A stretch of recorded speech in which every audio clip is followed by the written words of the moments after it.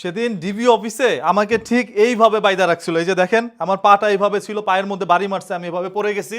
তারপর আমার হাত পিছনে এইভাবে হ্যান্ডকাপ পরা ছিল, মাথার মধ্যে কালো কাপড় পেঁচানো ছিল। ওই মোমেন্টটা আমি কখনো আপনাদেরকে শেয়ার করতে পারবো না। এমন ভাবে আমাকে নির্মম ভাবে এরকম হাত ই করে মাথাটা বাইদা নির্মম ভাবে আমাকে যে পিটাইছে, আমি কখনো এটা আপনাদেরকে বলতে পারবো না। মানে আসসালামু আলাইকুম বিসমিল্লাহির রহমানির রহিম।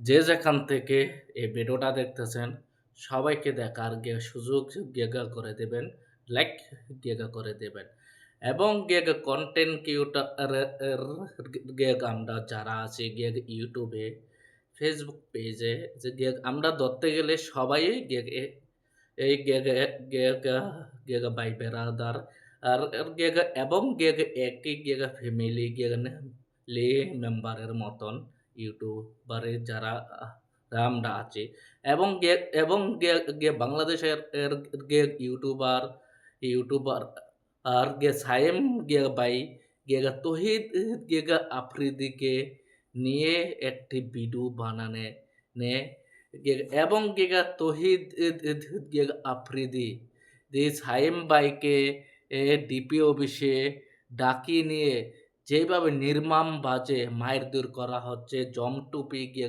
পরাইয়া এবং তহিদ আফ্রিদির দাপট কোথায় গেল, বিস্তারিত সাইম ভাইয়ের মুখ থেকে শুনুন। হ্যাঁ, শুনতে গিয়ে পারবেন। হ্যাঁ, আমি সাইম ভাইকে বলতে চাই, হ্যাঁ সাইম ভাই তহিদ আফ্রিদি যদি আপনাকে এতই তো গেগা তো বাজে টর্চার করে থাকে, মারধর করে থাকে, কেন পরবর্তীতে তহিদ আফ্রিদির সাথে ছবি তুললেন এবং তহিদ আফ্রিদির মায়ের সাথে কেন আপনি ছবি তুললেন?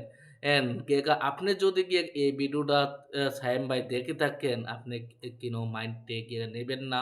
না, হ্যাঁ, একজন শত্রুর সাথে গেগা আমি কেন ছবি তুলবো, কেন মাতে দিব এটা আপনি ভালো করে জানেন। হ্যাঁ, দেখুন সাইম ভাইয়ের উপরে কি নির্যাতন করা হচ্ছে, এই ভিডিওটা দেখলে বুঝতে পারবেন। দেখুন। সেদিন ডিবি অফিসে আমাকে ঠিক এইভাবে বাইদা রাখছিল। এই যে দেখেন আমার পাটা এইভাবে ছিল, পায়ের মধ্যে বাড়ি মারছে, আমি এভাবে পড়ে গেছি। তারপর আমার হাত পিছনে এইভাবে হ্যান্ডকাপ পরা ছিল, মাথার মধ্যে কালো কাপড় পেঁচানো ছিল। ওই মোমেন্টটা আমি কখনো আপনাদেরকে শেয়ার করতে পারবো না। এমন ভাবে আমাকে নির্মম ভাবে এরকম হাত ই করে মাথাটা বাইদা নির্মম ভাবে আমাকে যে পিটাইছে, আমি কখনো এটা আপনাদেরকে বলতে পারবো না।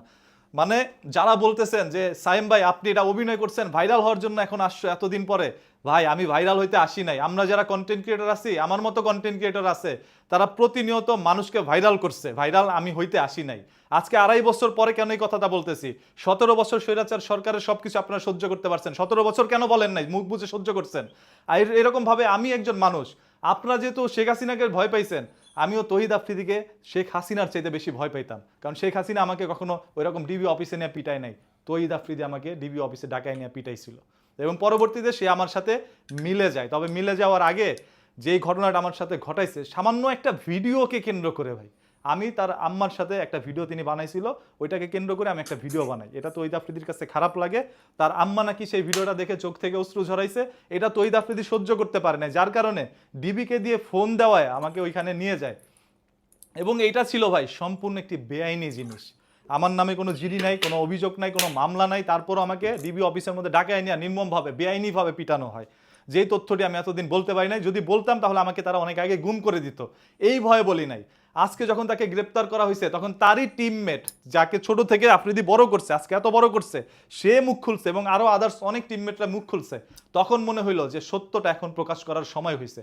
কারণ মানুষ সত্য সবসময় বলতে পারে না, সেটার একটা সময় থাকে। আজকে সেই সময়টা আসছে। তা আমাকে ব্যঙ্গ করে যারা ভিডিও বানাচ্ছেন, চিন্তা করেন আমি 2014 সাল থেকে অনলাইনের মধ্যে আসছি, কম বেশি মোটামুটি সবাই আমাকে চেনে। যদি না চিনতো, তহিদ আফ্রিদির মতো একজন মানুষ, আমি গ্রামের একটা পোলা, আমারে ডাকায় নিত না তার সাথে বন্ধুত্ব করার জন্য। সো নিশ্চয়ই এমন কিছু করছি যার কারণে মানুষ আমাকে চেনে, মানুষ আমাকে ভালোবাসে। সো ওই ভালোবাসার জায়গাটাকে ধরে রাখার জন্য সত্য প্রকাশ করছি। সে 2.5 বছর আগে যখন আমাকে পিটানো হয়, আমার এইখানে প্রায় 15 থেকে 20টা বাড়ি মারে, সেম একই জায়গায়। আমার এই চামড়াটা ফুলে নীল হয়ে যায়, এরকম একটা অবস্থা হয়েছে ভাই।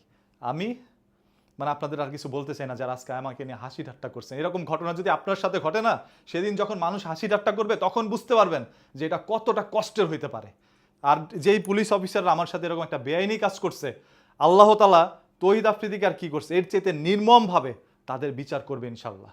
কারণ আফ্রিদি হয়তো বা তাদের মাধ্যমে ডাকাইছে আর তারা আমাকে আঘাত করছে, এটা বেআইনি কাজ করছে। আমার নামে কোনো মামলা না থাকার সত্ত্বেও আমাকে যে ডিবি অফিস ডাকায় না যে কাজটা করছে, এটা বেআইনি কাজ করছে। এবং যেই পুলিশ অফিসাররা করছে, আমি জাস্ট তাদের নামটা মনে করতে পারতেছি না, কারণ আমার চোখ বাঁধা ছিল, আর যখন ঢুকছি তাদেরকে সিভিল অবস্থায় দেখছি। সো তৌহিদ আফ্রিদির কাছে হয়তোবা সকল তথ্য আছে, আপনারা সেটা জানতে পারবেন। তারপরও বলবো, তৌহিদ আফ্রিদিকে আমার মন থেকে ক্ষমা করে দিছি। আজকে তারা পুলিশ যখন তাকে ধরে নিয়ে যাচ্ছিল, আমার দেখে খুবই খারাপ লাগছে যে উনি হেলমেট পরে এভাবে হা করে আসছিল। এই জিনিসটা আমার খুব খারাপ লাগছে, কারণ আমি গরিব মানুষ ভাই, দুইটা লাঠির বাড়ি সহ্য করতে পারবো। তৌহিদ আফ্রিদি বড় লোকের ছেলে, স্বর্ণের চামচ মুখে দিয়ে বড় হয়েছে, ও এই লাঠির বাড়ি একটা সহ্য করতে পারবে না। আমাকে যেরকম ভাবে পিটাইছে, ওইখান থেকে 1% যদি আফ্রিদির উপরে হয়, তাহলে আফ্রিদি এটা সহ্য করতে পারবে না। তাই বলি, আফ্রিদি আবারও ফিরে আসুক তার ভালোবাসার মানুষের কাছে, যা ভুল করছে সবকিছু শুধরে নতুন করে ফিরে আসুক আফ্রিদি আবারও। আসসালামু আলাইকুম আমার অডিয়েন্স কে ভাইরা, আপনারা যারা যারা দূর দূরান্ত থেকে এই ভিডিওটা দেখছেন এবং সায়েম ভাইয়ের সাথে কি গিয়ে অত্যাচার করা হচ্ছে এবং সায়েম ভাই কি নিপীড়ন অন অনের গেগা প্রয়াত হয়েছে, তহিদ গেগ আফ্রিদির গিয়ে অত্যাচার এবং সায়েম ভাইকে গুম করে দেওয়ার কথাও বলছিল, গিয়ে হুমকিও গিয়ে দেওয়া বলছিল লোকেরা। তখন গিয়ে সায়েম ভাই মুখ খুলে গিয়ে বলতে গিয়ে পারে নাই, তার নিরাপত্তার ভয়ে, তার জীবনের জীবন ঝুঁকির গিয়ে ভয়ে বলতে পারে নাই। 17টি বছর গিয়ে আওয়ামী লীগ সরকার থাকাকালীনে কেউই মুখ খুলে গিয়ে কথা বলতে গিয়ে পারে নাই। নাই গিয়ে এটা আপনারা সবাই কম বেশ গিয়ে জানেন। তেমনই ইনি ইনি গিয়া বাজে গিয়া সায়েম বাইও গিয়া তহিদ গিয়ে আফ্রিদির এর এর গিয়ে অত্যাচারের শিকার ছিল এবং গিয়া শেখ হাসিনার থেকেও গিয়া সায়েম বাই গিয়া তহিদ আফ্রিদিকে ভয় গিয়া পাইতো এবং এবং এবং গিয়া তহিদ আফ্রিদি গিয়া সায়েম বাইকে একে তার সাইমসা দিয়ে ফোন করে নেওয়া ডিবি হারুনের গেগা রুমে নিয়ে 4 তলায় অনেক নির্মম বাজে অত্যাচার করা হচ্ছে, জমটুপি পরিয়ে মায়ের তৈরি করা হচ্ছে তার গেগা। আইজো সায়েম ভাইয়ের নাক দিয়ে রক্ত গিয়া গাছে সে গেগা। আমি গেগে একজন ছোটোখাটো গেগা কন্টেন্ট ক্রিয়েটর হিসাবে আমি গিয়া প্রশাসন ভাইদের কাছে বলতে চাই, গিয়া কখনো যেন গিয়া তহিদ গিয়া আফ্রিদি দি যেন কিনুক সাধারণত মানুষের উপরে এরকম গিয়া জুলুম অত্যাচার না করতে গিয়া পারে, এই ব্যবস্থা যেন গিয়া আমার তহিদ প্রশাসন গিয়া বাইরা যেন গিয়া নেয়। গিয়া আমি গিয়া আরেকটি ভিডিও দেখতে পাই, এক গিয়া উকিল গিয়া বলতেছে সে তহিদ গিয়া আফ্রিদির নাকি ক্যান্সার রোগ হয়েছে। হ্যাঁ, এই উকিল তহিদ আফ্রিদের কাছ থেকে, তহিদ আফ্রিদের ফ্যামিলির কাছ থেকে কত টাকা খেয়েছে। হ্যাঁ, কত টাকা খেয়েছে যে আর গে আপনারা গেগা একজন গেগা জুলুমকারীর এর একে নিয়ে কত সাফাই গাইবেন। হ্যাঁ, তহিদ গেগা আফ্রিদির ক্যান্সার হয় নাই, তহিদ আফ্রিদি নিজেই একজন ক্যান্সার। তহিদ আফ্রিদি নিজেই এক ক্যান্সারের থেকেও গিয়ে ভয়ঙ্কর।